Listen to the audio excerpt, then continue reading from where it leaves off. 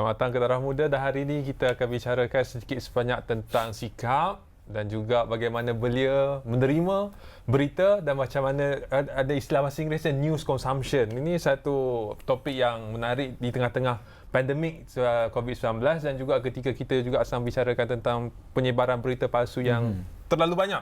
Betul, Irfan. Dan bila cakap pasal berita ni, dia bergerak seiring dengan tak pasti, jangan kongsi. Tapi situasi hari ini ialah tak pasti pun orang nak kongsi juga. Dan itu semua kita akan kupaskan secara lebih lanjut dengan bersama tetamu kita di studio. Iaitu kita ada Puteri Nur Raina Balkis Muhammad Asri yang merupakan Eksekutif Junior Telemedia. Dia berkaitan dengan penyebaran berita. Kita ada perangai di kalangan pengguna Twitter dan juga media sosial ni ialah dia kongsikan itu, saya tak pasti tapi kongsi juga. Itu problem juga itu kan. Mungkin Raina boleh komen dulu sikap awal pengguna-pengguna media sosial. Okey, bila kita berbicara tentang fake news lah, fake news dan salah faham tentang sesebuah maklumat, I think kita kena faham yang benda ni fenomena global. Dia bukan setakat di Malaysia saja, tapi dia berlaku di Australia, dia berlaku di Nigeria, dia berlaku di seluruh dunia. Sebab sekarang ni terlalu banyak news, source of news. Dulu kita cuma ada traditional media dan sekarang news consumption pun dah berganjak ke media sosial pula. Jadi the pattern orang macam mencerna haiwan berita ni pun makin berubah. Jadi tapi kalau kita kat Malaysia sekarang ni, kita memang news dekat media sosial ni memang it's a thing lah. Sebab kalau ikut Reuters Digital News Report 2019, Malaysia ni kadar penggunaan penghadaman berita dekat Facebook ni dekat 60%. So top 3 kita kalau ikut news consumption, Facebook, WhatsApp, YouTube. Adakah trend tu buruk ataupun itu memang trend yang kita kena embrace? Saya rasa macam at the end of the day, semua macam makin ke depan kan, like social media, and benda tu macam semua kat hujung jari. Dulu kita cuma ada traditional media, kita cuma ada TV, kita cuma ada print, sekarang kita ada digital juga. It's a trend yang kalau kita explore dan macam mana kita boleh jadikan benda tu lagi bermanfaat untuk pembaca, pengguna social media, dan saya rasa macam in a sense kita boleh je fix trend tu, tapi of course with like serious steps and also like atas common sense pengguna social media tu jugalah. Okey, Raina, bila kita bercakap dengan pasal tak pasti tak kongsi ni, tapi sebenarnya kita lihat sini ialah dorongan yang pertama, kita nak jadi yang pertama. Sebab itu wujud ialah golongan-golongan palatau kan, yang macam aku tahu semua benda, so aku kena beritahu semua orang. Jadi bagaimana anda melihat dengan kebebasan bersuara ini yang kadang-kadang melampaui sempadan juga kebebasan ni, dan apa sebenarnya yang mencetuskan kepada isu-isu berbangkit daripada kebebasan bersuara ni? Okey, sebab sekarang ni technically the power of media today to inform, untuk kita memberi maklumat kepada orang, kita pun dah ada power tu dah sebenarnya. That's why kita nampak macam orang makin ramai spread the news apa semua. Tapi antara macam in general lah, kalau kita nak cakap, dia boleh ada dua tau. Sama ada macam sebab you nak jadi orang paling first in everything, macam sebab bila on social media dia bagi you macam this false illusion macam oh my god, you matter. So macam kalau you dapat break satu news, orang pun datang kat you beribu-ribu arti. And then kadang-kadang macam even benda tu dah orang cakap pun ni tak betul lah, tapi macam still orang tak nak padam tweet palsu tu ke apa ke kan. And fake news ni sometimes dia datang sebab macam harmless je, macam oh aku dah seronok dah ni kan, banyak engagement ni kan. Tapi ada juga fake news yang memang sengaja untuk distort, untuk pengaruh kita punya persepsi terhadap sesebuah isu, yang tu bahaya. Sebenarnya fake news in general dia berbahaya sebab dia distort kita daripada the reality and the truth, so which is bahaya lah. Adakah fake news secara spesifik ataupun apa-apa cubaan ataupun maklumat yang seperti yang Raina sebut tadi, untuk distort, maknanya untuk mengkontrol persepsi. Bukan sahaja dari sudut politik tapi juga demokrasi dan juga marketing juga kan, competitors. Daripada benda-benda simple lah, macam maybe contoh Isnin depan cuti, maybe ada cuti special, macam contoh lah kalau Malaysia menang bola kita dapat cuti Isnin, lepas tu orang pun dah kelang kabut cuti ke tak kan. Padahal tak pun, dia sama ada macam fake news dan misinformation ni sama tapi tak serupa. Fake news ni benda yang memang salah. Misinformation ni macam benda tu ada tapi twist, diadun ikut suka untuk fit sesebuah Ikut selera. naratif, ikut selera. Dia tak erti masak so dah cook the news, tapi tadi macam dia macam bahaya fake news Betul. ni. Dia bukan setakat macam orang salah maklumat, dia boleh jadi huru-hara kalau jadi pertumpahan darah apa boleh kalau betul. benda tu melarat kan. Itu fake news kalau soal subjek ni tu. Belia itu sendiri. So tadi Faiz juga sebut tentang belia ni dia nak first. Dia nak ada satisfaction. Raina sebut illusions of satisfaction itu. Jadi kenapa saya nak katakan bahawa bukan salah belia sebenarnya. Tapi sebab environment itu yang telah menyebabkan reaksi secara semula jadi belia ke arah itu. Jadi tak salahkan belia tak boleh. Apa Saya komen? rasa kalau kita nak 100% cakap belia tak salah, tak boleh juga. Sebab you have the choice. Awak ada pilihan untuk betul-betul menelaah news tu. Benda ni betul ke? Legit ke? Ke macam you macam oh betul lah ni, you just baca headline and then you tweet around. Tak juga. Sebab fake news ni dia ada stage yang contribute daripada diri sendiri. First, kita tak jadi responsible news consumer. Kita macam apa benda kita baca, kita bedal. Orang tu kat Facebook tulis huruf A dengan nombor 4 pun you main retweet, dengan huruf E nombor 3 pun you share juga. So jadi macam itu daripada kita, daripada orang yang buat news tu pula, yang saja-saja mereka post, yang saja-saja suntik elemen nak cari gaduh tu. Betul. kan. So macam benda-benda tu kan. So macam dia actually peranan semua orang lah. Tak boleh kita nak kata belia tak salah. Sebab belia sekarang ni bukan belia yang tak ada kemudahan dan akses. Almost pretty much everyone ada akses kepada news. Paling-paling cokia apa Facebook kan. Yeah. So macam kalau you nak kata you tak ada Cokia smartphone nak.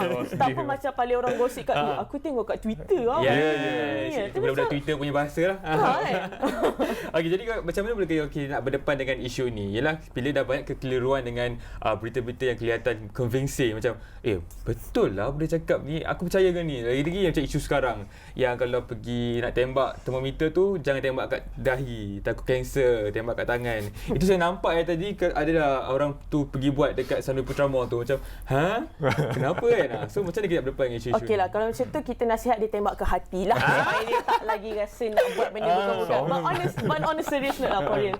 I think bila bercakap tentang news, sebenarnya antara benda yang kita boleh buat lah untuk bagi youth ni kurang sikit dengan ni. Macam mereka kena sedar yang at the end of the day, media ada the credibility to sources. Macam contoh macam when you talk about COVID lah contohnya kan, like macam ya ke air panas ni boleh meredakan COVID ke apa ke kan. Like sometimes benda-benda macam ni, like bila you baca, dia sama ada macam bila you baca it's too good to be true. Macam ya ke ni? Macam langkah jalan 3 tapak boleh hilang 10 kilo. Macam benda tu tak make sense. So kalau ada orang percaya, you kena check balik lah. That's number one. Number two, you kalau awak nak consume news, cuba cari news yang repetitive sources, yang macam contoh news ni 10 media outlet report. So kalau ada benda yang credible source, ada macam authority yang bercakap, dan news tu pun macam disusun dengan macam dalam bentuk yang meyakinkan lah.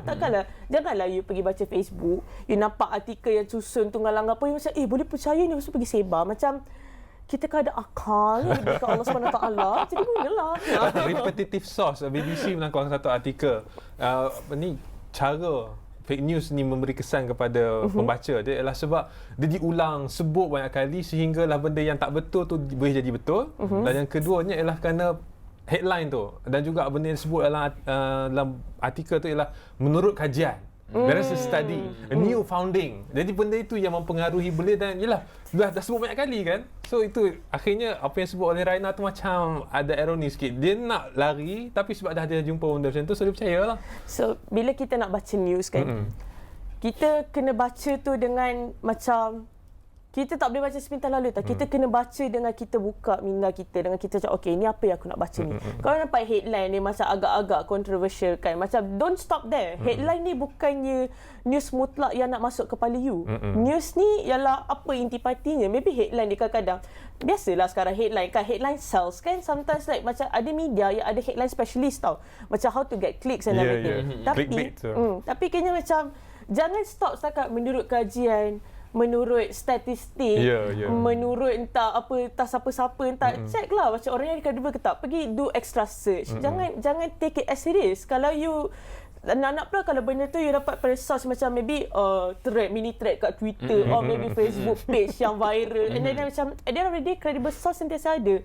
Kena biasakan diri cari news outlet, kena biasakan diri do extensive reading sikit, jangan take it as it is. Okay, so kalau let's say kalau kita dalam situasi saya nak share benda ni, saya rasa okay betul ni, so apa yang langkah-langkah sepatutnya kita pertimbangkan? Adalah kita kena meletakkan gatekeeper dalam diri sendiri, aku kena baca ni, aku kena buat rujukan sendiri, so baru nak spreadkan. Tapi benda tu dia lambat pula, belia ni tak suka lambat-lambat. Macam mana pula? Okey, itulah kita ni kan. Kita hasty. Kita nak semua benda cepat. Kita nak semua benda nak ke depan. Tapi kalau you tak dapat the gist of the news, then what's the point then? Macam maybe macam kita nak share news kan. Maybe macam kita boleh spark a conversation bila you baca, you nak share kan. Kalau you share saja pun tak ada masalah lah. Bukan atas kewajipan you pun nak elaborate further ke apa kan. Tapi macam spark a discussion. Cipta satu perbualan macam kalau dalam newspaper ni dia kata macam sini, apa pendapat korang? Macam maybe lah kalau korang punya 50 follower je lah yang baca, tapi 50 orang tu yang dah terimpact dan nampak dan macam and macam kadang-kadang juga dalam WhatsApp group kadang-kadang orang suka main share. Macam contoh maybe yang dekat Beirut punya letupan ni tantah dah ada video klip, inilah tanda kiamat nak dekat, things like that. Dia bukanlah nak kata tak betul, cuma dia macam ada underlying issue, and maybe kita sebagai belia yang ada access, kita boleh baca betul ke suslu, sebenarnya taklah maklum mak ngas main macam ni share balik. Macam kita ada responsibility untuk educate jugalah, in a sense, be a responsible news consumer, and ajak orang lain untuk jadi bertanggungjawab juga. Jadi itu ada beberapa perkara yang dibangkitkan oleh Raina yang saya cuba nak sentuh sampai sini, tapi kita berehat seketika.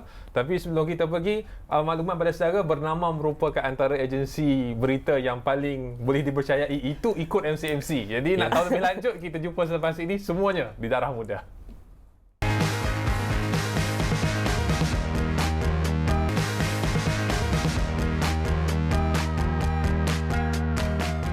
Bertemu kembali lagi bersama saya Faiz Arif dan Irfan Faruqi dalam Darah Muda mengenai belia dan media sosial.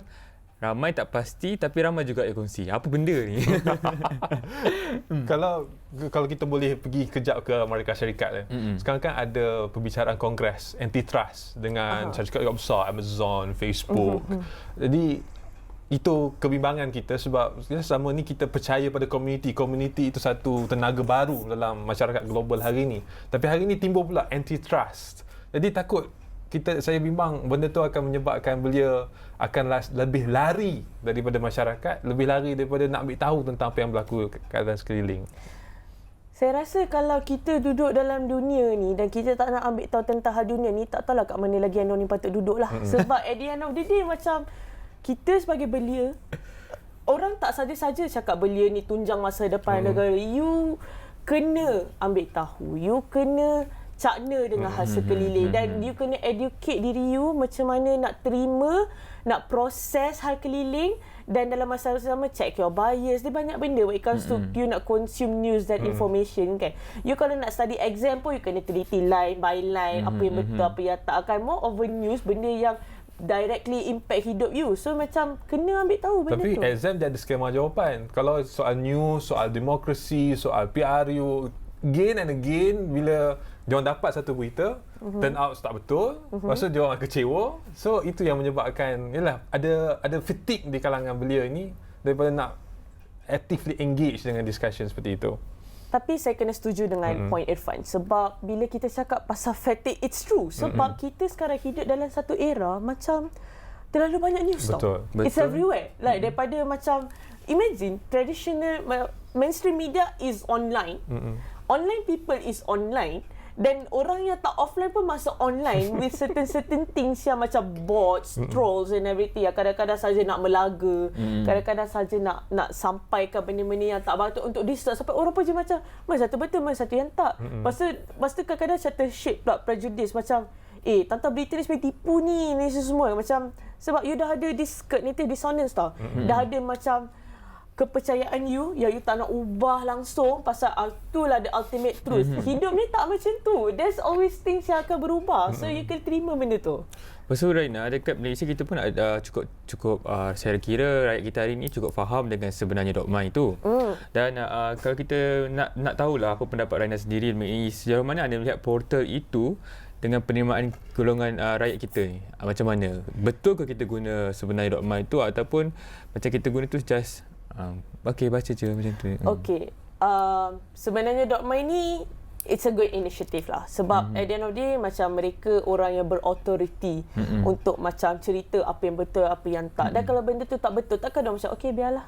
Takkan tak ada nak buat apa-apa kan. Tapi itulah kiranya macam kena ada facility fact check yang macam ni lagi untuk supaya media pun boleh bentuk balik dia punya credibility media. Macam contoh saya site AFP lah. AFP dia ada bila COVID start dia start satu facility fact check ni. Kiranya macam orang boleh check dengan dia orang hoax macam contoh macam gambar lama yang dikita semula dan relate pula dengan COVID. Tak ada kena mengenai hidup mati tapi itulah dianya. And then macam AFP has been debunking news ni dalam diorang buka dalam seminggu tu tak silap saya 600 news dah. So saya rasa macam salah satu cara media Malaysia boleh macam boost credibility dengan lebih. Bukan saya nak cakap media Malaysia tak credible. Semua orang credible. Sebenarnya maybe sekarang dalam kelemasan news yang banyak sangat ni. Maybe macam media-media boleh sediakan lagi inisiatif untuk macam tolong fact check suplemen sebenarnya .my. Sebab sebenarnya .my by default dia bukanlah entity media per se. Dia cuma step forward sebagai communication quick response team supaya macam untuk kita didik masyarakat Malaysia okay, ni sebenarnya A to Z.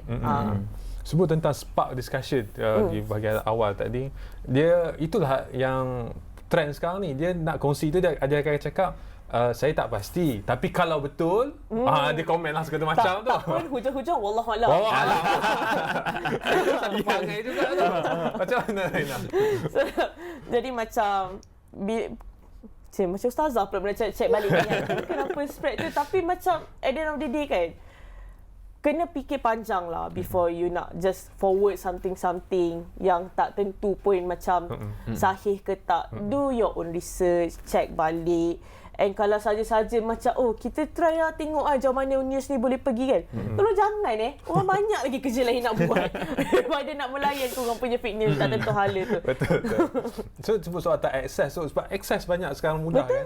Tinggal lagi soal dilema di antara akses dan juga decision capacity ataupun decision making skills. Kemahiran untuk buat keputusan. So nak mengimbangkan di antara kedua tu. So akses sangat mudah tetapi pendidikan untuk buat keputusan itu nampak agak lagging behind. Okey. Sebenarnya tadi saya asyik cakap tentang check your bias, tentang check your source and everything kan. Itu macam short term lah. Tadi saya ada macam kita ada berbual kat luar tadi kan. Saya cakap macam kalau kita asyik nak combat fake news, asyik nak combat misinformation, ni macam kita buka pintu, musuh masuk, kita duk lawan tapi tak selesai masalah. Musuh masuk dah sampai kiamat. Tapi so apa yang kita patut buat, kita kena start dengan media literacy tentang kesedaran how news works. Apa sebenarnya news, apa ciri-ciri news, kepentingan news yang berkualiti dan kredibel.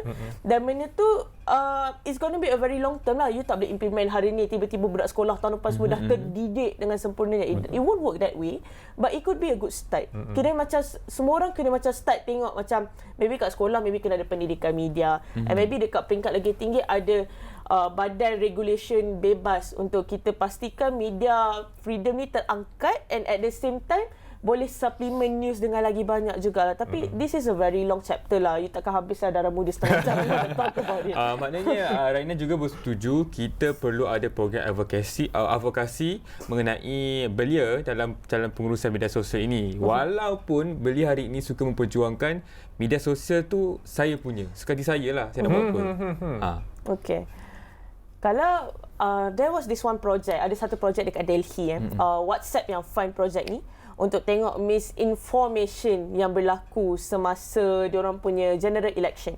Okey, dapatan dia konklusinya ialah tak cukup sekadar kita nak rawat fake news dan misinformation. Kita kena ada kesedaran tentang media, kesedaran tentang kepentingan media yang berkualiti, dan sebenarnya macam mana media sosial ni boleh supplement instead of jadi the only source when it comes to news. Sebab social media ni is a very space yang luas. Dia sentiasa terbuka kepada interpretasi.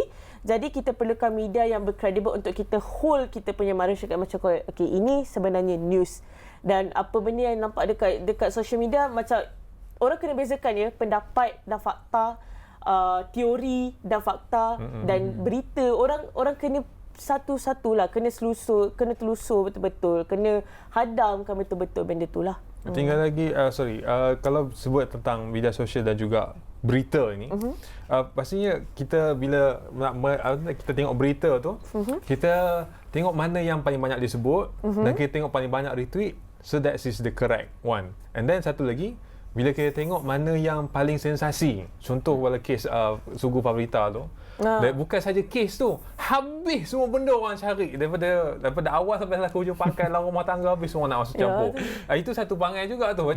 Bagaimana kita nak, kalau apa yang Raina buat untuk bila berhadapan dengan situasi sedemikian, apa yang Raina buat, dan mungkin kongsikan juga dengan penonton kita. Okeylah, saya rasa self control untuk kita sendiri filter apa yang kita nak hadam tu pun satu yang penting lah. Kalau you tahu Sugu Pavitra tu lahir kat ward mana, kat Hospital Bainon tu pun what's the point kan? So, jadi to what extent dia memperkaya your issue tentang Sugu Pavitra dan apa tunjang kepada permasalahan dia orang tu, sama ada macam masalah rumah tangga ke, masalah duit ke, apa ke. That's the thing juga tau. Like, macam the thing about orang-orang yang terkenal ni kan, their whole life is publicity. Which is kesian tau. Tapi at the end of the day, you fikir juga, bila contohlah macam, ini selebriti ni ada skandal. So bila tengok balik macam, okay, to what extent benda ni akan memperkaya you. Kalau news yang lagi serius lah, macam contoh baca skandal politician lah contoh lah. Okay, benda tu apa signifikannya kepada you? Adakah benda akan macam mempengaruhi pemikiran awak sebagai seorang bakal pengundi? Adakah benda tu penting untuk dia boleh buat kerja ke tak? So macam you kena filter out apa yang you nak consume dan kena check your bias. Contoh kalau nampak macam perempuan kata, sebenarnya saya pernah sexual harassment. Terus you terus macam nak cakap, lah perempuan semua sama. Macam benda-benda macam tu lah. You kena filter out. Hidup ni bukan dekat social media aje. And news is everywhere. So kena pandai filter, kena set gap tu sendiri juga. Filter ataupun memang kurangkan terus penggunaan media sosial seharian? Saya guilty lah kalau nak cakap suruh kurangkan macam no. Tapi I would say filter lah. Okay, sebab filter. Macam ada orang yang kalau macam net social media ni dah macam staple everyone lah sebenarnya. So macam kalau nak kurangkan tu pun bagus. Nak filter pun bagus. Tapi by all means, buatlah apa yang patut supaya kita boleh filter kita punya news consumption tu, dan kita filter yang berkualiti saja. Janganlah semua benda nak masuk kepala, hal lewat dalam kain orang pun nak masuk dalam kepala. Filter out lah benda-benda tu. Okey, kata akhir Raina mengenai tak pasti, jangan kongsi. Kata akhir anda.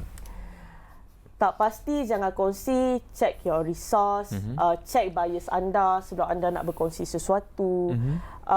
Dan suplemen anda punya news consumption dengan pembacaan juga. Jangan main consume semua benda. Fact check banyak kali. Kalau agak rasa tak sure fakta tu betul ke tak, sebenarnya .my ada.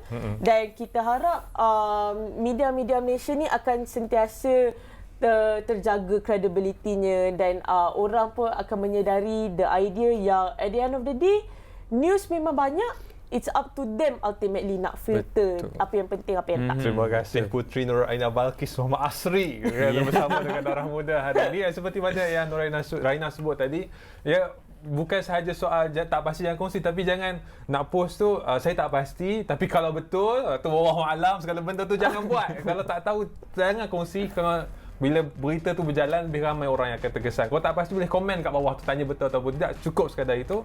Yang penting jangan bagi fake news atau berita yang tak sahih ini berlegar di kalangan kita. Betul, Irfan. Jadi itu saja perkongsian kita untuk hari ini.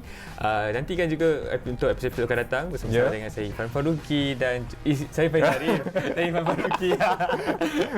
Dan pastikan anda terus setia bersama dengan Bernama TV, kan selepas ini kita akan bersama dengan Datuk Seri Zaini Muhammad Said Langit dan juga Profesor Datuk Dr. Teo Kok Siong bicarakan tentang rukun negara patriotik dan retorik. Topik yang Sebahagian daripada usaha kita untuk menyemarakkan lagi sambutan 50 tahun rukun negara dan juga bulan kemerdekaan di ruang bicara selepas ini.